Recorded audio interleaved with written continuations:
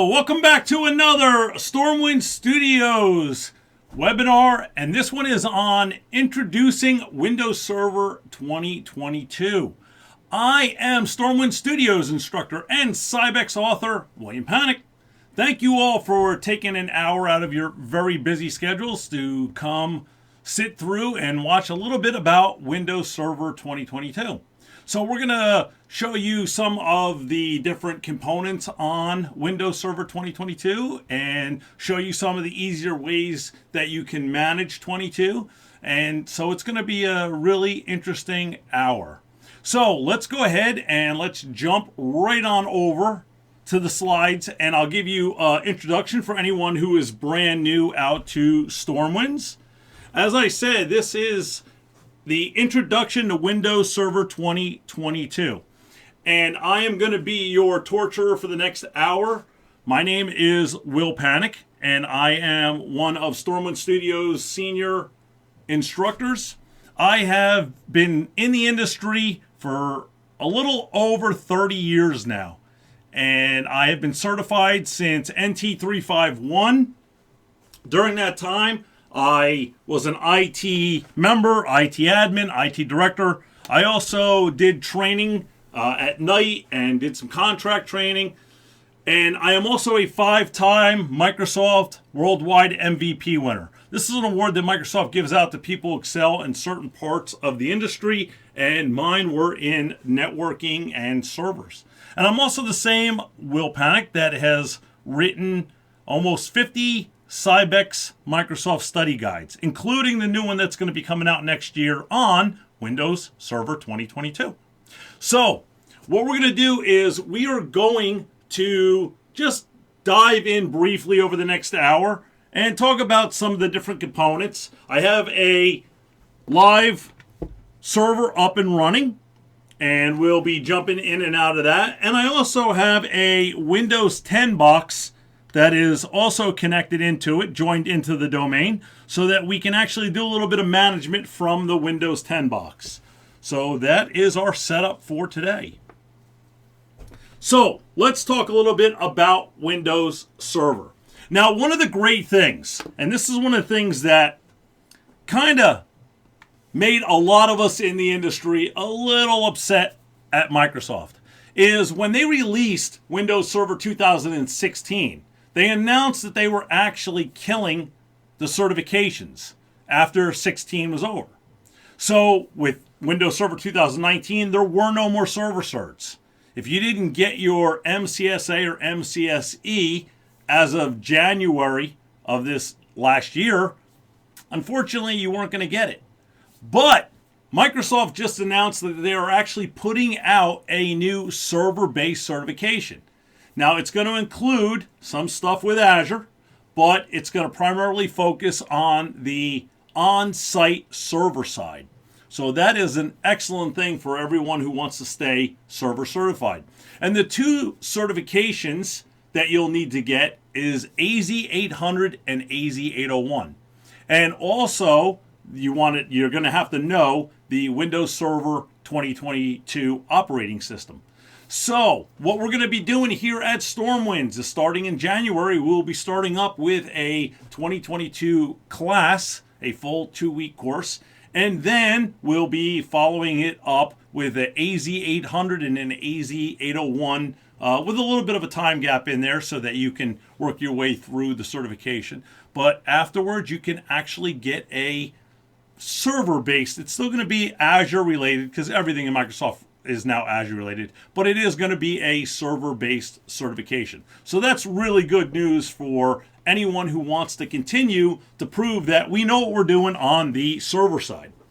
Now, when we're talking about Windows Server 2022, it comes in different flavors. And it really just depends on what you need and what you're actually trying to get out of it. Windows Server 2022 Standard, you can get that with Server Core or the desktop experience. And I'll talk a little bit about the differences between those in a moment. This is a standard version. It allows you to basically, now Microsoft's been bouncing back and forth. I've actually read some stuff that actually says 2 VMs with the license and a few things that have said 4 VMs with the license. But if you're following along with what they've been doing, right out of the box, it's going to be probably 2 virtual machine licenses. Now, with standard, just like you could before, you will be able to actually purchase a version that will give you more virtual machines if you're going to run Hyper-V. But another advantage that you have is to just go with Data Center.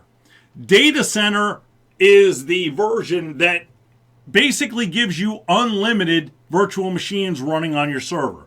Now, just so that you understand something about virtual machines and when you're putting them on these servers, even though when you purchase Data Center, and technically you can have unlimited virtual machines, there are limitations based off of the license that you buy on Data Center.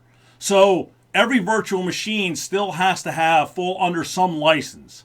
So you just got to make sure that if you're going to be running 4 VMs or 8 VMs or 16 VMs on a box, you definitely just got to make sure that you buy the proper license that will cover the amount of VMs that you want to cover on each box. So that's still going to be into play. But with Data Center, as long as you own the actual proper licensing to go with the version that you have, you're pretty much good to go. You can load up as many VMs as you need to, get going with it. So then you also have Windows Server 2022 Data Center specifically for Azure. And the Azure version is strictly so that you can connect your on-site data center with the cloud-based environment. And then finally, inside of a smaller network where basically you're running between, 25 users and less than 50 devices, you can purchase Windows Server 2022 Essentials. Now, one of the things that is up here on the screen is talking about server core and the desktop experience. This right here is actually the desktop experience. This is Windows Server with the desktop experience. It basically means that you have a mouse, you have your windows, you can, click on and go into different MMCs automatically, where Server Core doesn't have this. Server Core is just a version of server, and the only way that you can move around it is either by using the command prompt or PowerShell. So that's really the major difference. It's an excellent version if you are worried about security. Now, one of the ways that I've always explained this is kind of in a sports analogy. And the reason I explain it this way is because of the way Microsoft talks about it. So when you're looking at the difference between server core and the desktop, I always kind of talk about it in the sense of hockey. But it doesn't have to be hockey. It can be soccer. It can be anything, basically as long as it's got a net. I'm originally from New Jersey, and I used to go to a lot of the Devils games. And one of the really cool things that they would do in between the intermissions is they would actually take a piece of plexiglass, bring it out, stick it in front of the net, and on the bottom of the plexiglass would be this tiny little opening. Then they'd pull somebody out of the stands, give them a puck, give them a stick, and they'd let them shoot at that little opening from the center line. Now, if the puck went in, they won a car, So, but it was done, but it was done very infrequently. All right. So, if you've never seen it before, I just happen to have a shot here for you. So this is a hockey net. Now, think of your goaltender as your firewall. You can have the best goalie in the world, and they're going to stop most of the attacks that are shot at your net. But no matter how good the goalie is, they're still going to be able to have people get that puck into that net. Now think of that same net, and now you bring out the piece of plexiglass. And all they have to do is protect that tiny little opening on the bottom of the plexiglass. Microsoft actually refers to this as a reduced attack surface. And that is where the real advantage of server core comes into play. Because without the GUI, you have the plexiglass in front of the net. You have a reduced attack surface. You can't load as many applications on it. Basically, it runs Hyper-V, Active Directory, DNS, just the basics. But because it doesn't have the GUI, it takes less updates. It also you don't need as large of a hard drive. So there's a lot of advantages to it, including you don't have to worry about all of those little security gaps that are actually opened up because of the desktop. So that is a great option, especially in an environment where security is an issue. Now, listen, I don't want to make it sound like server core is the way to go. And right after this is over, you're going to run into your server room and start ripping your machines down and building server core systems. If you're in a locked server room, your servers are in a locked rack, you're fine. But if you have to put a server in an environment where there is no server room, where there is no rack, that's where server core really comes into play. And you can use server core on all of the actual main advantages here, or the main versions, standard and data center. So just always remember that in the back of your mind. If security is an issue and you want a reduced attack surface to make things a little bit more secure, server core is what you want to look for. Now, one of the reasons why a lot of people don't like server core is because it's not easy to manage. You have to know the command prompt or you have to know PowerShell. Well, believe it or not, there are some new ways that you can actually help manage and maintain these systems. And one of the biggest ways is using the Windows Admin Center. And I have the Windows Admin Center set up, and I'm going to show you how to connect it to a Server 2022 system and how you can manage server core right from a Windows 10 or a Windows 11 box. Again, on a lot of systems, you also have the desktop experience, so that if you want to use a mouse, you want to move around, you're good to go. And then one other thing that you also get in the Admin Center is System Insights. And this is probably one of the best things that Microsoft has put out in a long time. System Insights gives you the ability to actually see if your system's going to have any problems down the road. It's a forecaster. It basically looks at what's running on the system. It looks at how many users are connecting to the system, how much RAM is being used, how much CPU is being used. And it can forecast out to let you know, hey, this box might not have enough resources to handle what you're trying to do. And it's one of the better utilities that Microsoft has actually put out to help us in IT. And it's great because it ties right in with 2022, and it's an easy way to actually make sure that you're not going to run into any problems. I mean, listen, we've all had servers that crash before. If we had a forecaster, a genie in a bottle that could tell us, hey, that box needs more RAM, that would be a great thing. And that's exactly what Insights will do for you. Also, one of the major advantages to Server 2022 over the previous versions is that they built it so that it can easily tie right in with Azure. There are a lot of additional components that are built into 2022 to help you with Azure. Server Core has an Azure version now, because one of the things that we normally did in the past with use in 2016 or 2019 is when we connected it to Azure, we did it through the desktop experience, because there were a lot of things we had to do to make the two connect up, like going into Azure Active Directory and using Active Directory Connect to make sure that the cloud and the on-site domain worked properly. Well, now you can do all of these components through Server Core. And this is a really nice feature. The actual 2022 hybrid version of Azure gives you the features so that you can connect the server with the Azure environment. Now, when you first come out to Windows Server 2022, believe it or not, it's not going to look too much different. All right, we already talked about this, so we can move on. All right, it's not going to look too much different. It's actually going to have the same look and feel as what you had before.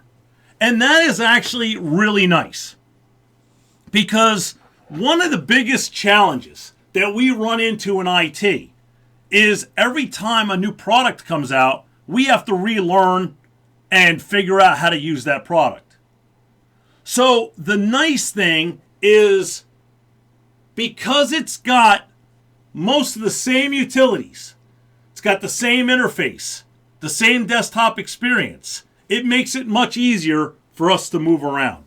So, as always in before, one of the main utilities that we use is Server Manager.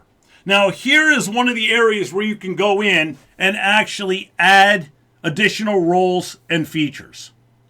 Now, when you're looking at roles and features, people always ask me, how do you really tell the difference between a role and a feature? All right, so this is the way I kind of always explain it. I'm going to minimize this a little bit so I can get my big head on the screen here. Okay, so, all right, so here's really the way that I think is the easiest way to always figure out, do I need to work with a role, or am I going to be looking at a feature? One of the easiest ways to really think about roles is, can you call the server by that role? And what I mean by that is, if I say, that's my DNS server, that's a role. If I say that's my DHCP server, it's a role. Active Directory, that's my domain controller. Again, it's a role. All right? That's my update server, and so forth. Where features are components that you add on top of the server to give you better functionality or maybe security or encryption, like BitLocker. All right, BitLocker is a drive encryption that you can put on to actually marry the hard drive to the physical system. It encrypts the hardware of the actual machine. But I wouldn't say that's my BitLocker server, because BitLocker is just a component you add on top. So the easiest way to figure out, okay, do I need to look under roles or do I need to look under features, is just kind of think about the actual application or the additional features that you want to put on the box. And that normally is the easiest way to figure if it's one way or another. Sorry, I wanted to keep you on the server. So, just like you would, you can go into add roles and features, work your way through, and for most of you, this all looks very familiar. Same with the features. When I go into the features, it's a lot of the same exact features. So that's one of the nice things. There's not a huge learning curve. I mean, there are differences, especially when you're talking about working in Azure, but it gives you that same look and it gives you that same feel. So Server Manager is one way that we can easily manage and maintain our 2022 box. Another way is obviously through PowerShell. Now, if you notice, my PowerShell on the bottom looks a little different than probably what you're used to seeing. Because if I actually bring it up here, let me actually tie this right to my taskbar here. Okay, so you can actually see they look a little different from each other. Well, there is an actual reason for that. This is the brand new version of PowerShell. If I actually open up the older version, it even tells you install the latest PowerShell version by going to this link. And if you go to that link and you download the files and install them, you end up with the newer version. Now, the newer version of PowerShell gives you more commands. It gives you easier ways to format some commands. So this is something that I would highly recommend that you do. Once you install your server, go out, and again, if you don't remember the command, it's not a big deal where to go. Just open up the regular PowerShell, and it'll tell you exactly where to go so that you can get the most current copy. Go out, grab it, make sure you get the 64-bit version, install it, and you'll now be on PowerShell. So this is another way that we can obviously manage and maintain our server. So we have the desktop, we have Server Manager, we have all of our normal MMCs. Here's DNS, Active Directory, pretty much all looks the same. The Admin Center. But another area that we can actually use is the actual Windows Admin Center that you could put on a client system. So I'm going to actually take you over to the Windows 10 box. Let me change my screen here so that I'm on the same screen as everybody else. And I already have the Windows Admin Center downloaded. Now, this is a 100% free download. You literally just go right out to Microsoft's website, grab the Windows Admin Center, install it onto Windows 10 and Windows 11. It does work fine on Windows 11. I've used it on Windows 11 already. It has no problems. So what this does is this allows us to maintain our server without being in the server room. And it gives us a lot of advantages. So how does it work? Well, once you install, now real quickly before I show you how it's actually done, one thing I do want to recommend, you can install the Admin Center also on a server. All right, but there's a lot more configuration to it when you put it on a server. But here's what I've kind of found. If I'm going to put the Admin Center on a server, really, I kind of wonder to myself, why do I want to use it then? Because really the Admin Center is kind of like the old Windows client tools for the server. I don't want to have to get up and go into the server room every time I need to make a change on one of my servers. And if I install the Admin Center on one of my servers, I'm either going to have to remote desktop in or I'm still going to have to go into the server room anyway. So I found that I use it a lot more when I put it on a client. Because this way, it's already on my machine. The same machine I use every single day, except now I don't have to worry about walking over and going into the server room to get it to work. So I would recommend, even though you can put it on a server, so you can basically sit down at one server and manage all your servers, I find that it just seems to be easier and I use it more. It's probably the better way to say it. I use it more by putting it on the client. So once you download it and install it, you open it up and it's going to actually open up in a browser environment. And the first time you go to open it, it's going to do some updates. You'll get some boxes popping up. It's okay, just let it run. You'll be good to go. Now, the name of this machine that I'm on, this Windows 10 box, is called Foxy. So what I need to do is I need to add the 2022 server into this environment so that I can manage and maintain it. So the way you do that is you actually click on the add, and at this point you have the option to add a server, to add other Windows PCs, and by the way, it says here connect to Windows 10, but it also will connect to Windows 11. All right. You can also manage your clusters, and you can manage your Azure VMs. So you can configure and manage Azure, your servers, and your clients all from one utility. So we're going to go ahead and we're going to click on add. And what we got to do is we got to put in the name of the server that we want to connect to. Now our 22 server is actually called Manchester. So I'm going to go ahead and just type in Manchester. And I'll give it a second. And what it's going to do is it's going to go through and it's going to find it. Once it finds it, it'll validate it. I just say add the server exactly as it's entered. And at that point, it actually shows you that it's a server and it's added in. Now when I click on it, it will automatically connect to the 2022 server. And now I can actually start all of my management. Now, as you can see over here, it even tells you we're running a 2022 data center server, tells us what the name of the domain is, tells us the computer name, and it'll go through and give you all kinds of information about the box. On this test machine, I got 16 gigs of RAM installed, so it actually shows even how much installed RAM is being used. As you can see, you have all kinds of Azure features right up at the top so that you can go in and manage your Azure environment.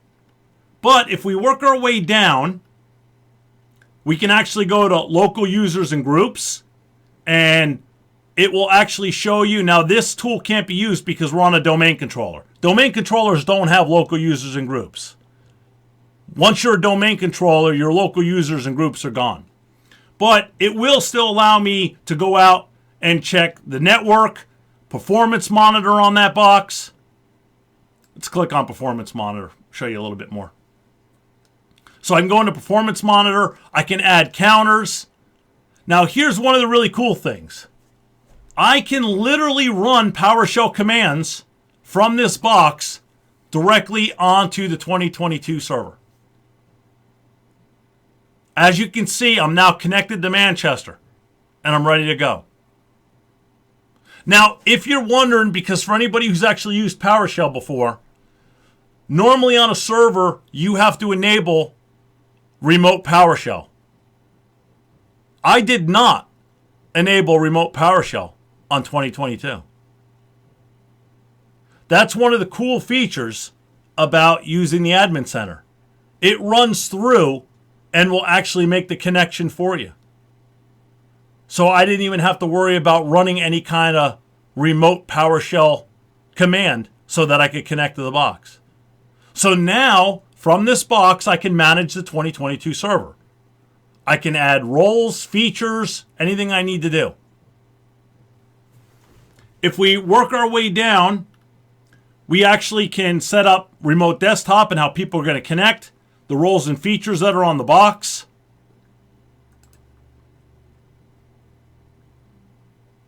It'll show you your services. It'll show you, so it's showing you that we have Active Directory stored on that box. DNS is installed on that box. So it will automatically show you what's installed and what's running. So that's a really nice feature to have. And if you scroll down, just because I started talking about it earlier, System Insights. This is where it'll go in and allow you to forecast out to see if you're going to have any problems.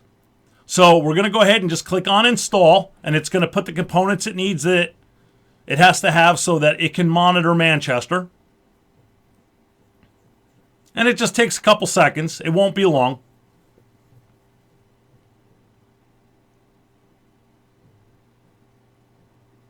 Now, Justin, the Windows Admin Center will allow you to connect, but you have to do it from an account that has administrative privileges.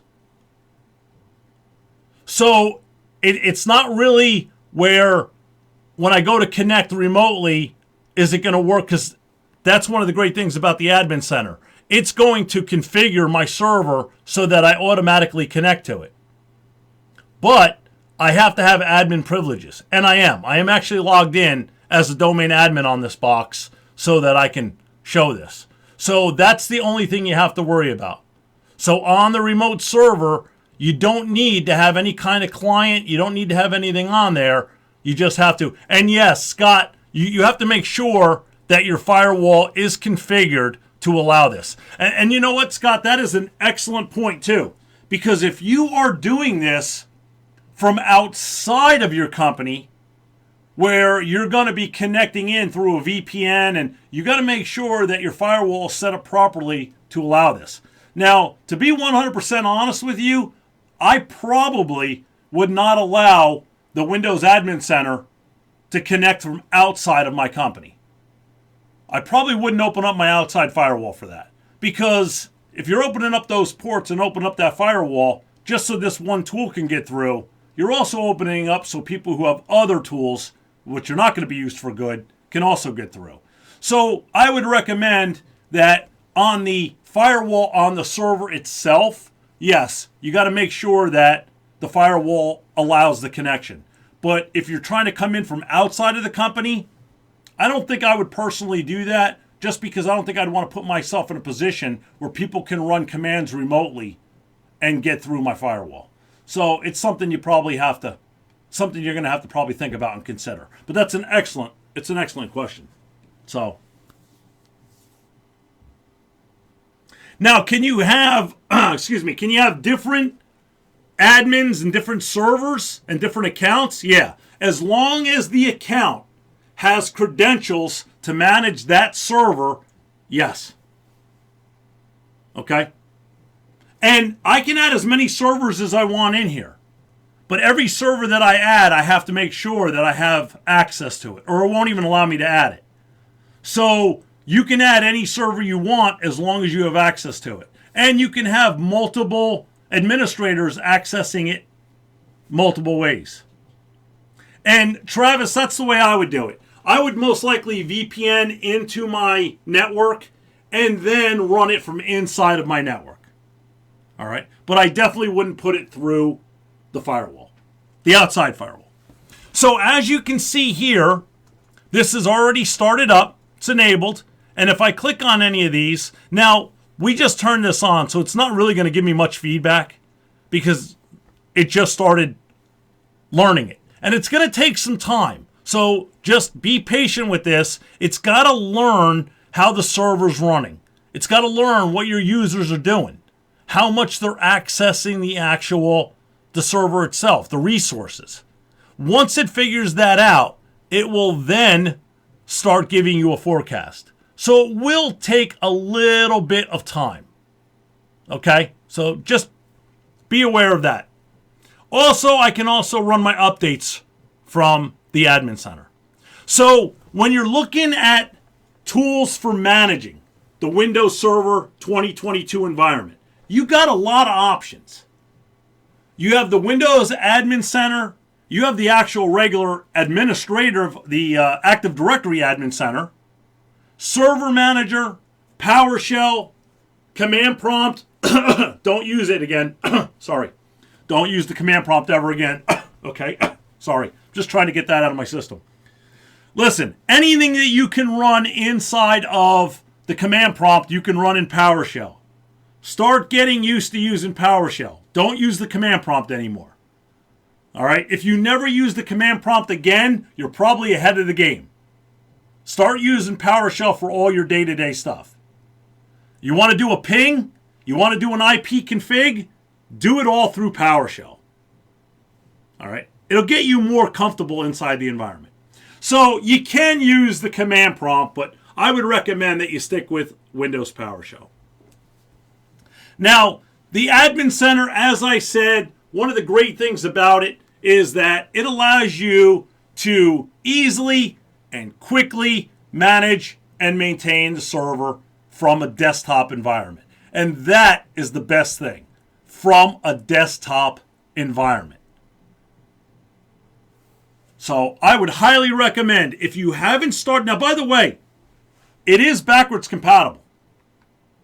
So if you're running 2012, R2, 16, 19, the Admin Center will work.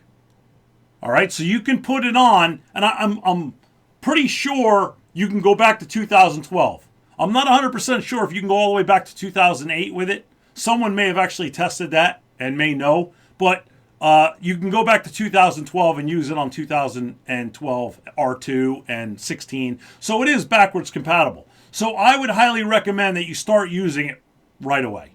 All right, dive into it. Start playing with it. Start managing your servers. It gives you the ability to sit in one location and take care of all of your management needs. Okay? So JC said, and I think JC, you and me had actually talked about this. So I think, JC, you were the one that I actually talked about this. I think you were the one that actually told me that you had tried it in 2008 and it didn't work. So, now, does it work inside of a VM environment? Well, in every way you possibly can think about. It works where it connects to VMs. It allows you to manage your VMs. And you can run it from a VM. Because this Windows 10 box I'm showing you is a virtual Windows 10 box. I am running this Windows 10 box on my Hyper-V server. And the 2022 server is also a virtual server. So I'm connecting to a virtual server and managing a virtual server. So yes, in every way possible, it will work with virtualization. Okay? So, and as Tom says, it also will work with Docker, which is an excellent thing. All right? All right, so let's just take a look around and look at some of the different components and features of the server. Now, I believe someone actually popped up a question about PowerShell, the new one being black, or it's got the black background. Yeah, you know, Brian, I saw that real quick as you were putting it in. Believe it or not, when I actually first installed 2022, and then this download is the most current. It's the November update. And yes, when I first installed it, even when I opened up regular PowerShell, it had the black background. What I did is I went in and I changed it on both of them. It had the black background here, like it's showing you here, and it also had it in here. But I guess just from all the years of using PowerShell, I like the blue background. So I changed it. So if you want to alter the environment inside of 2022, when you open up your PowerShell environment, click on the actual little icon up here in the left-hand corner and go into the properties. And here's where you can go in and you can change your font, which I always do because as I get older, I get blinder. My layout, you always want to make sure that you wrap text on resize. If you see in the picture, and I know this is kind of difficult to see because it's so small, but you don't want a bottom bar on PowerShell. You want an actual vertical bar, but you don't want a horizontal bar. And the reason being is as you're running commands, you don't want responses being pushed all the way out to the right-hand side because it actually can throw you off a little bit. And then if you go into colors, you can actually go back to the nice blue background that we're all used to. Now, Travis, I agree with you. The black background is probably the way they're going because they're trying to make people feel more comfortable in the environment, same as the command prompt. Because the command prompt obviously is a black background. Now, while we're out here and we're on the server, let me show you another great tool that you can run from PowerShell. And the nice thing about this tool here is it doesn't matter what server you're on. This works in Server Core, which is really a great way to use it, but it also works on the desktop environment. There's a command that you can run where you can do most of your configuration from one spot. And you could do it right inside of PowerShell. And it's one of the easier commands to help you configure your server environment. And the command is called sconfig. When you actually go into sconfig, what it does is it's going to bring up a screen, and believe it or not, it's going to do it. Is it going to make me change my font again so you can see this? Yeah, come on. You can make this a little bit bigger. Help us out here. Okay, let's see if that helps out. All right, there we go. That's a little better. Okay, so as you can see right up top, it says, Welcome to Windows Server 2022 Data Center. And here's the great thing. All you have to do to configure at this point is choose options. You want to actually change the domain or the work group?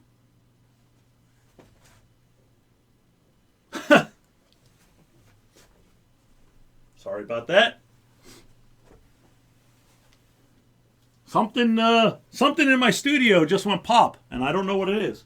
But I don't see any smoke, so that's a good sign. All right, so If you want to actually change the domain or the work group, you just hit number 1. You want to change the computer name? Number 2. Add local administrators? 3. Enable remote management? 4. Do your updates, installs, remote desktop, change your network settings, the date and time, activation. You can do it all from this one location. So this is a tool that I would highly recommend all of you use when you're first getting into PowerShell and you're first using the PowerShell environment.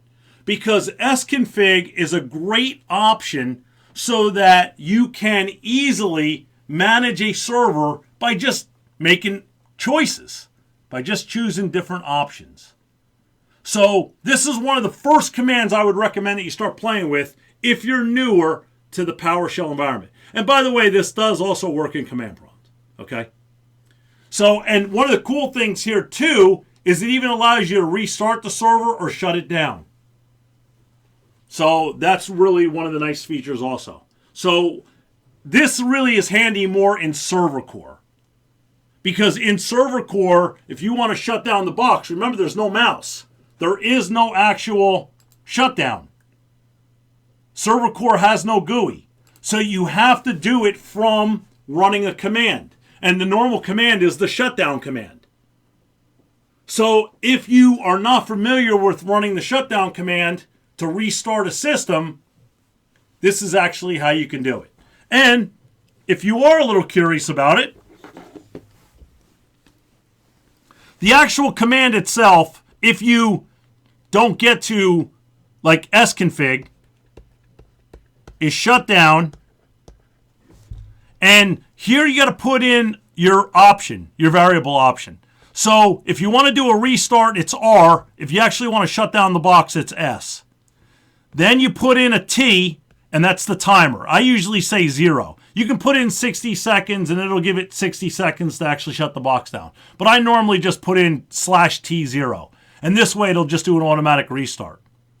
All right? So the R gives you the restart. The /S gives you the full shutdown. So if you are not inside of the PowerShell environment or sconfig, then you can go ahead and just run the shutdown command. All right? So this is one of the very first options that I would recommend that you use. All right. So sconfig is an excellent way to go in and manage your system. So we're going to go ahead, we'll get out of this. All right, just bring us back to the PowerShell environment. All right, so you have the rest of the normal stuff. Now, one of the nice things also, by the way, and this is different than your other servers, is that on 2022, it automatically comes with Edge. And believe it or not, that is a fairly important update.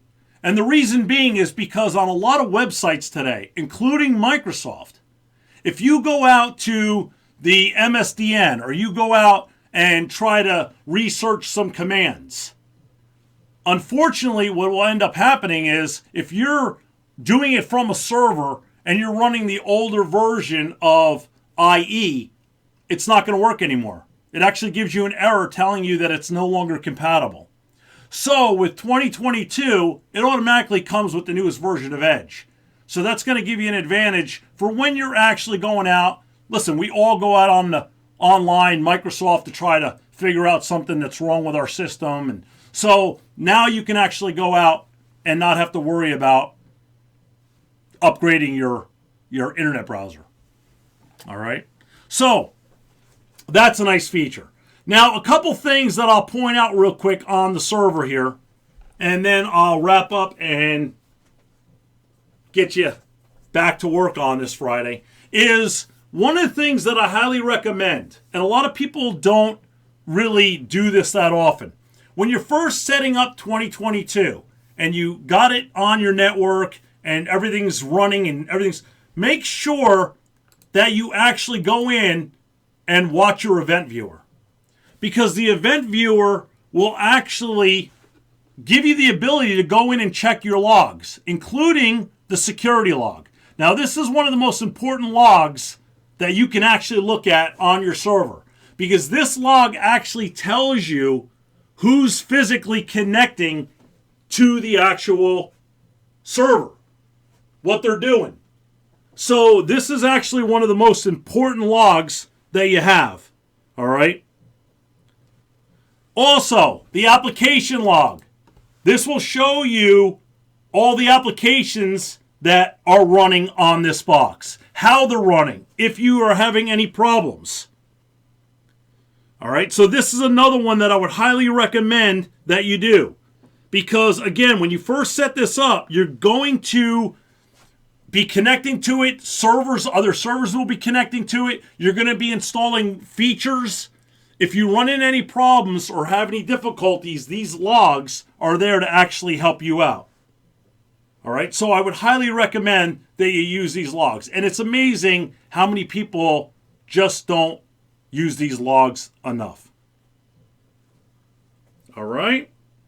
So what I wanted to do today is I just wanted to give you a quick little overview on Windows Server 2022 and what it looks like, the feel.